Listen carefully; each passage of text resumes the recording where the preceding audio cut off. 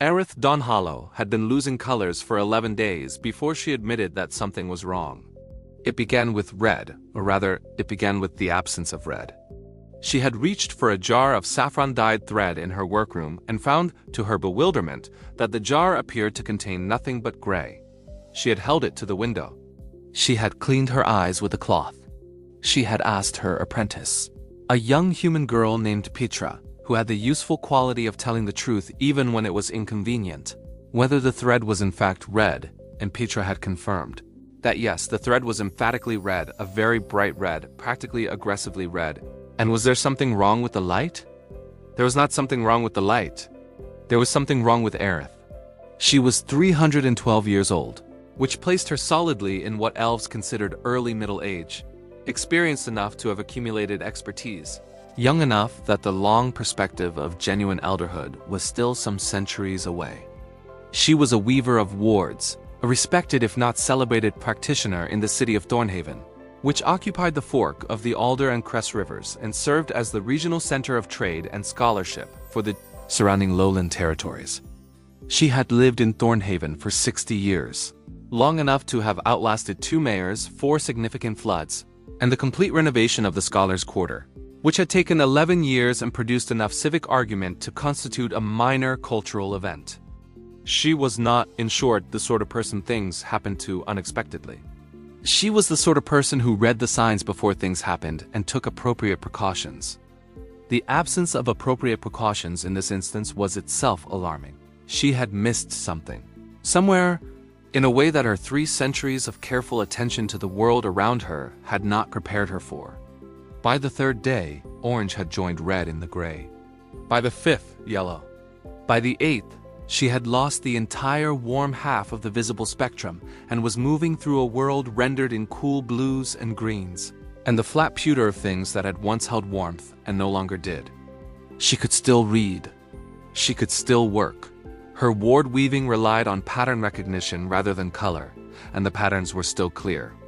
But the world had become a quieter, colder version of itself, and she found herself stopping in the middle of ordinary tasks to look at things that she knew were one color and could no longer see as anything but another, and the gap between knowing and perceiving had the quality of a word half remembered, present as a shape but unreachable as a sound. She had, in this period, consulted 3 colleagues. The first, an elf physician of considerable reputation, had examined her eyes with a series of cantrips and found them structurally perfect. The second, a gnome arcanist who specialized in sensory enchantments, had performed a detect magic analysis and found no active enchantment on her person, which was, he had noted with the particular emphasis of someone delivering a finding they found professionally troubling, not the same as finding nothing. Detect magic found active, ongoing spells. Something dormant would not register. The third colleague, an older human scholar who had spent 40 years studying the intersection of ancient elven ritual and modern arcane practice, had listened to her description, asked 3 careful questions, and then said something that Aerith had been sitting with for 2 days without finding a comfortable place to set it down. He had said, "The symptom pattern resembles historical accounts of a binding debt." She had known the term academically, a category of ancient elven spirit contract, predating the current arcane frameworks, in which a debt owed to a specific class of ancestral spirits was encoded into a bloodline and activated under conditions she could not, without more research, identify. She had known it the way one knew the names of extinct constellations, as history, not as something with contemporary relevance to her specifically. It had, apparently, contemporary relevance to her specifically.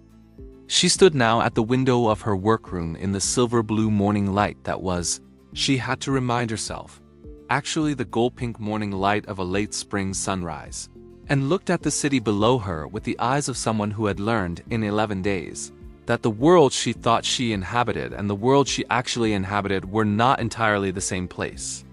On the workbench behind her, open to a page she had already read 4 times, was the oldest book in her personal library, an annotated collection of pre-Thornhaven elven ritual records, acquired 60 years ago from an estate sale and consulted perhaps twice since then, for purposes entirely unrelated to anything currently happening to her. On the page, a brief, dense entry regarding binding debts.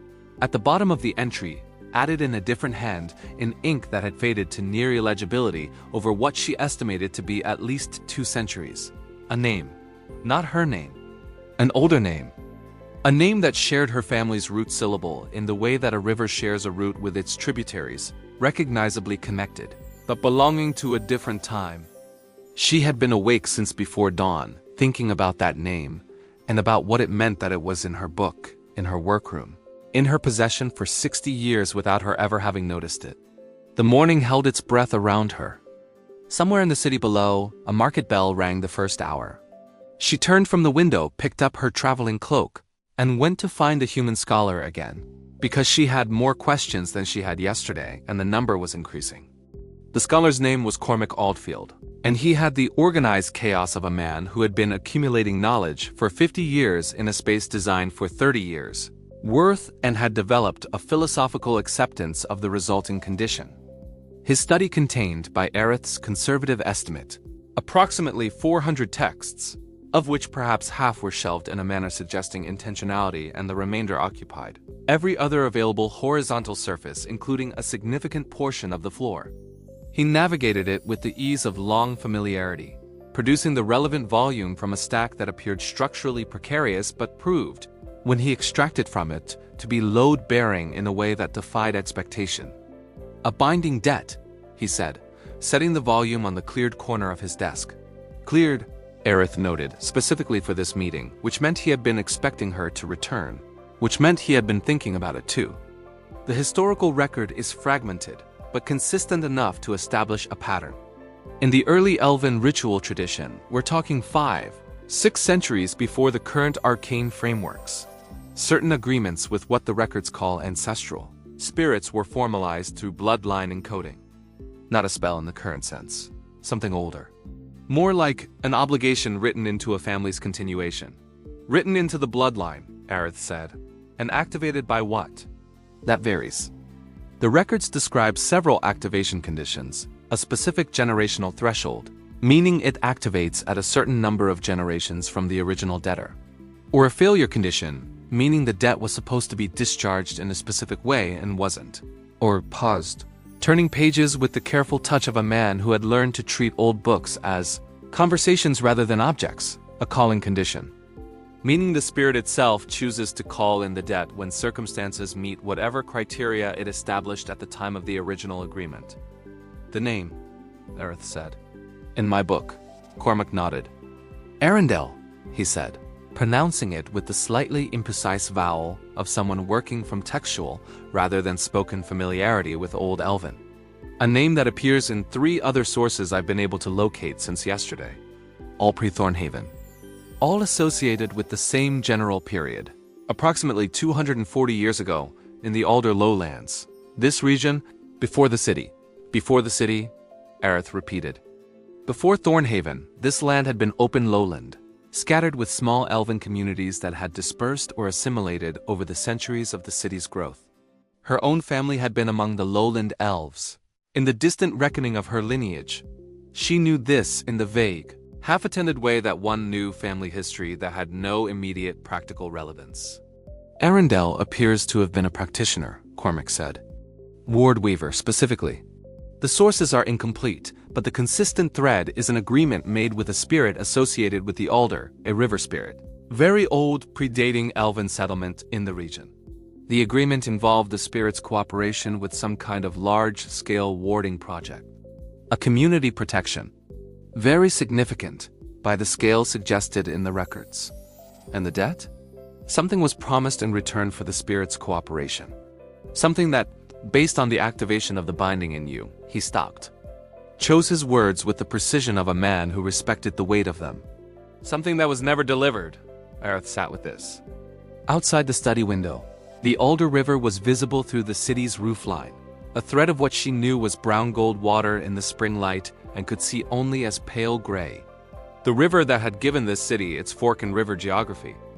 The river that, apparently, had a spirit old enough to have made agreements with her ancestor 240 years ago and patient enough to have waited until now to call in an unfulfilled promise. The symptom progression, she said. The colors. What does it indicate? Cormac turned to another page. The historical accounts describe it as the spirit drawing attention. Binding debts don't harm, they compel. The color loss is a signal, a narrowing of the debtor's world toward the relevant one. In the accounts I found, the progression continues until the debtor has only one color remaining. Which color? He looked at her with the particular expression of a scholar who had found the answer and is weighing how to deliver it. Blue, he said. River blue, the spirit's color. At which point, historically, the debtor either finds the spirit and addresses the debt, or he stopped, or Aerith prompted. The accounts don't specify a positive alternative, he said, carefully. She had expected something like this. Expecting it did not make it easier to hold, but it clarified the available options with useful efficiency. She looked at her hands, which were, in the colors she could still see, a pale blue-gray, which she knew was actually the warm olive of elven skin in morning light. The blue was coming. The spirit was drawing her narrower. The river, she said. The old confluence, Cormac said. Where the Alder and the Cress met before the city diverted the eastern channel. There's a preserved section, the Aldermere, the old locals call it. It's outside the city walls, about 3 miles north. The original confluence is there, or what remains of it. He paused. The accounts consistently describe the spirit's seat of presence as the original course of the water, not the diverted channels. The first path, Aerith rose and gathered her notes. At the door, she paused. The warding project, she said. The one Arundel built with the spirit's cooperation. Do the records describe what it protected? Cormac was quiet for a moment. A community, he said. A settlement of about 300 elves in the lowlands north of the current city. A community that, by the historical record, survived a plague that moved through the region in the same period and killed a significant portion of the surrounding human and halfling populations. Aerith stood in the doorway for a moment, calculating. 300 lives, 240 years ago. Her ancestor had saved them, with a promise she had never kept. I'll be back by nightfall, she said. I'll have the kettle on, said Cormac, in the tone of a man who intended to spend the intervening hours doing additional research and wanted the excuse to stay at his desk. The Aldermere was not marked on the city's official maps. It existed in the quiet cartography of local memory, the kind of knowledge that passed between people who had lived somewhere long enough to know the difference between the official version of a place and the true one. Aerith found it by asking a fisherman at the northern gate, who gave her directions with the ease of someone describing a route he had walked 1,000 times, and then looked at her with the particular attention of someone who had just noticed something he hadn't expected to notice. Your eyes, the fisherman said. Not rude, observational. With the frankness of a man accustomed to reading weather and water and the varying conditions of things. I know, Aerith said. He nodded once, the way people in river communities nodded when they recognized something they had a name for. The old families used to say the Alder called people sometimes. In the old stories, he looked at the road north. Follow the willows. They always grew thicker along the original course. She followed the willows. The original confluence was a shallow, reed-bordered basin, perhaps 40 feet across, fed by a narrow channel that split from the Alder's current course about a mile upstream and moved through the lowland meadow in the unhurried, slightly wandering path of water that had found its own way long before anyone thought to redirect it. The grass around the basin was long and undisturbed. The reeds at the water's edge were old, their root systems describing the decades of their presence in the density and complexity of their growth. The air above the water had a quality of stillness that was distinct from the ordinary stillness of open countryside, a stillness that had depth to it, a presence in the quiet rather than merely an absence of sound. Aerith stood at the basin's edge and looked at the water, which she could see only as a pale silver gray, and knew was in fact the specific blue-brown of an old, slow channel in late spring, rich with silt and the particular organic complexity of water that had moved through the same ground for centuries. She had prepared for this. She had the annotated ritual records under her arm, Cormac's notes in her satchel, and the accumulated practice of 3 centuries of ward weaving, which was, at its root, the art of establishing formal communication with forces larger than oneself and creating agreements that both parties could keep. She was not. She had decided on the 3-mile walk from the city, entirely unprepared for this conversation. She was, however, having it on behalf of someone else's unfulfilled promise, which was a position that required a kind of honesty she had been composing in her head for the duration of the walk. She set her things on the grass, removed her traveling boots because it seemed appropriate, and waded into the shallows of the confluence until the water was at her ankles, cold and immediate and very real. "I am Aerith Dawnhollow," she said, aloud, to the water and the stillness and whatever inhabited the stillness. "Of the Dawnhollow line, of the lowland elves, descended from Arendelle of this same lowland, who made an agreement with you 240 years ago and did not keep it." She kept her voice level, and her hands open at her sides, the formal posture of someone presenting themselves without armor or defense. "I am here to understand what was promised and to discuss what can be done." The stillness deepened. The reeds did not move. The water at her ankles was motionless. Then the color changed. Not her perception of it, the color itself, the actual water around her feet, shifting from the gray-silver of her diminished sight to a blue so saturated and deep that it registered even through her diminished spectrum, because it was not the color of normal water, but the color of something expressing itself through the medium of water, something that had a presence concentrated enough to affect the physical world visibly and directly. The spirit did not take a form she had words for. It was present the way a current was present, not a thing in the water, but a quality of the water, a direction and an intention given to the movement of something that had moved in the same place for longer than she had been alive, longer than her ancestor had been alive, longer perhaps than the elven settlement of this lowland had existed at all. It communicated in the way that very old things communicated, not in language exactly, but in something that her mind translated into language, the way a dream translated sensation into narrative. What she received was not words, but the shape of words, the meaning prior to the sound. The promise had been simple. Arendelle had asked for the spirit's cooperation in weaving a ward of protection across the lowland. Community, a ward that required the river's living presence within its structure to hold against the plague moving through the region. The spirit had cooperated. 300 people had lived. The promised return had been the preservation of the confluence's original course, a guarantee that the community's descendants would never divert or diminish the Aldermere's first path. But the community had dispersed. The city had grown. The eastern channel had been redirected for the millworks 2 centuries ago.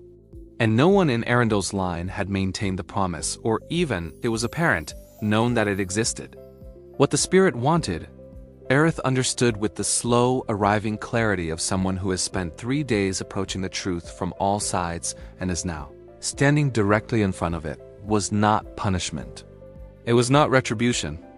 It was not even precisely the restoration of the original confluence channel, which lay under 60 years of city development and was not recoverable in any practical sense.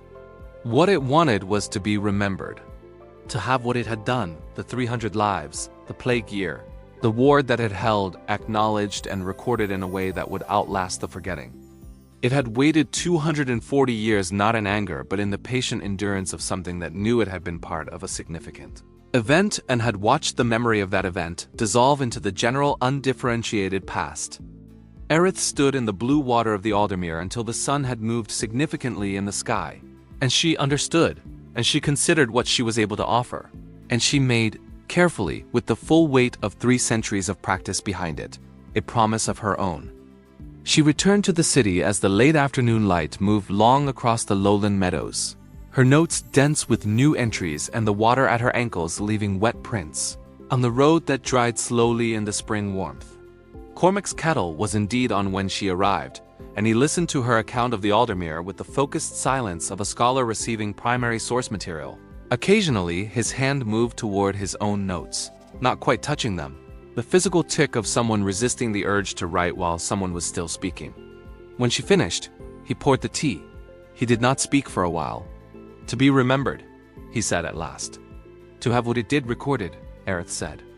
"Formally, accessibly, in a way that persists. Not a private archive, something in the public scholarship, in the city's institutional record. The Thornhaven Historical Society maintains the regional history. The Scholars' Quarter has the public collection." She turned her own teacup in her hands. "A proper account. With the spirit's name, its full designation, which I have now, and the ward, and the 300 lives, and the plague year. All of it, documented and preserved as scholarship, not legend. "And your promise?" "That I will write it," she said. "And that it will be accurate. And that I will use my standing with the Scholars' Quarter to ensure its placement in the permanent collection. And that on the first day of each spring season, someone of my line will return to the Aldermere and acknowledge it, so that it knows it has not been forgotten again." She paused. "The last part was my addition." The spirit, I had the impression it was surprised by it. "Pleasantly?" Cormac asked. "I believe so," she said. "It's difficult to read surprise in a river current. But the water went a very interesting color." The document took 3 weeks to write. Aerith was meticulous. She had always been meticulous. It was one of her professional characteristics.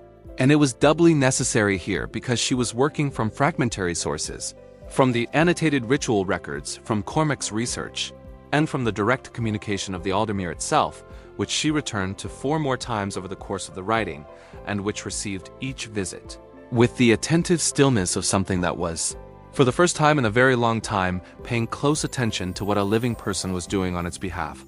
The colors came back as she wrote. Not all at once. They returned the way they had left, in sequence, but in reverse. The warm end of the spectrum arriving in increments as each section of the document was completed. Yellow returned on the 6th day, while she was drafting the section on the plague year and the mechanics of the ward Arundel had woven. Orange arrived on the 12th, during the section on the spirit's nature and its long inhabitation of the confluence. Red returned on the 19th day. When she finished the final section and set her pen down and looked at her hands, which were, in the colors, she could now fully see the warm olive they had always been. Perfectly ordinary, perfectly themselves. She sat for a long time after that, looking at the colors of things with the particular attention of someone who had spent 3 weeks in a grayer world and had learned, in the way that deprivation always taught, which colors mattered and what they meant. The red of the saffron thread in its jar, the gold of the late afternoon light. The blue of the Alder River, visible from her workroom window, moving in the way it had always moved, and now, knowing what she knew, she could see in its movement the particular quality of something inhabited, something aware, something that had a history and a name and a place in the record of the world. She submitted the document to the Thornhaven Historical Society on a Thursday, accompanied by Cormac's supporting research notes and a formal letter of endorsement from the Scholars' Quarter's chief archivist, whom she had briefed with careful precision, and who had received the account with the focused interest of a person recognizing a gap in the regional scholarship that had always been there and had simply never been identified as a gap before. The document was accepted into the permanent collection in the following month. It was catalogued under pre-Thornhaven regional history, with cross-references to plague year accounts, elven lowland communities, and river spirits of the Alder Basin, a category that, prior to Aerith's document, had contained no entries, because no one had thought to look. On the first day of the following spring, Aerith walked the 3 miles north to the Aldermere in the early morning, before the city was fully awake, with the new season's light just beginning its long process of warming the lowland meadows. She waded into the shallows of the confluence until the water was at her ankles. Cool still, spring cold, and she spoke aloud. The spirit's full designation and the summary of what it had done, and why it mattered, and that it had not been forgotten. The water moved around her feet in the way of water that is also something more than water, that has a presence and a direction that is not purely the movement of current, but the expression of attention. It was blue, not the saturated, communicating blue of the initial encounter, but the ordinary, present, living blue of water in spring morning light, which was its own kind of blue and carried its own kind of weight. It did not speak. It did not need to. She stayed for a while, listening to the sound of water moving through reeds in a basin that the city had almost forgotten, in a meadow that had been the heart of a community 300 people had belonged to in a spring morning. That was completely ordinary and completely sufficient.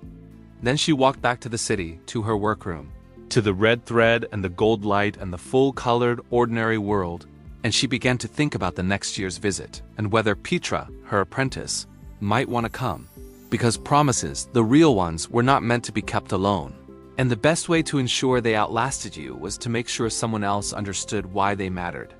The alder moved through the city, as it always had brown gold in the spring light, neither more nor less than a river, except to those who knew what to look for in the way water moved when it remembered being thanked.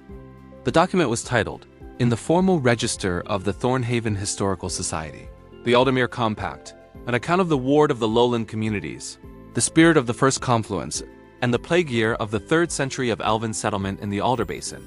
It ran to 41 pages, including Cormac Aldfield's supplementary notes, and 3 maps of the original lowland geography, drawn by Aerith from the spirit's own spatial memory and checked against every surviving pre-Thornhaven survey record the Scholar's Quarter possessed.